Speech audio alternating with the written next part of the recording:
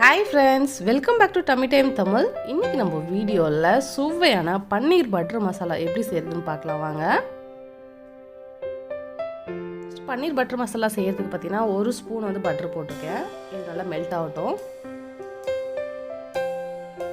பன்னீர் butter மசாலாக்கு பார்த்தீங்கன்னா butter தான் ரொம்ப முக்கியம். பெரிய வெங்காயம் 2 மீடியம் சைஸ் பெரிய வெங்காயத்தை கட் பண்ணி இதிலே போட்டு நல்லா ஃப்ரை பண்ணிக்கலாம். நல்லா வதங்கிருச்சு.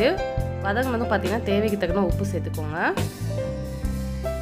நீங்கள் இந்த ஸ்டேஜில் உப்பு சேர்த்துட்டிங்கன்னா சீக்கிரமாக வந்து வெங்காயம் வந்து வதங்கிடும்.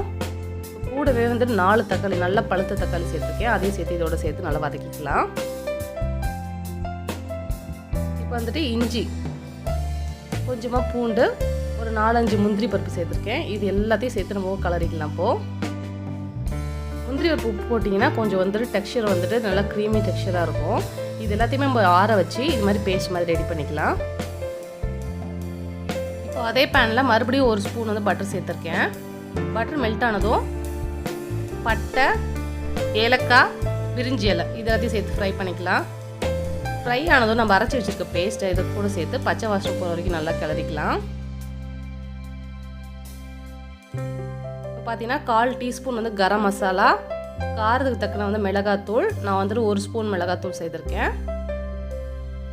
இப்போ வந்து 1 ஸ்பூன் வந்து ஜீனி சேர்த்துருக்கேன். ஏன்னா தக்காளி வந்து ரொம்ப புளிப்பாக இருக்கும், அதை வந்து சரி செய்யறதுக்காக. இப்போ தேவைக்கு தக்கன உப்பு சேர்த்துருக்கேன். இது எல்லாமே நல்லா பச்சை வாசனை போகிற வரைக்கும் நல்லா வதக்கிக்கலாம். ஒரு 5-10 நிமிஷம் வரைக்கும் மூடி போட்டு குக் பண்ணலாம். கொஞ்சம் பச்சை வாசனை போகணும்.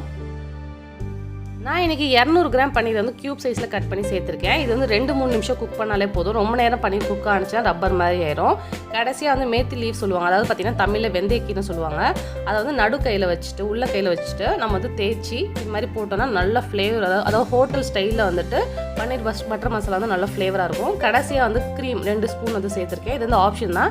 உங்கள்கிட்ட க்ரீம் இல்லை ஃப்ரெஷ் க்ரீம் இல்லைன்னா நீங்கள் வந்து லாஸ்ட்டாக வந்து பட்டர் கொஞ்சம் சேர்த்துக்கோங்க, அப்போ தான் நல்லாயிருக்கும்.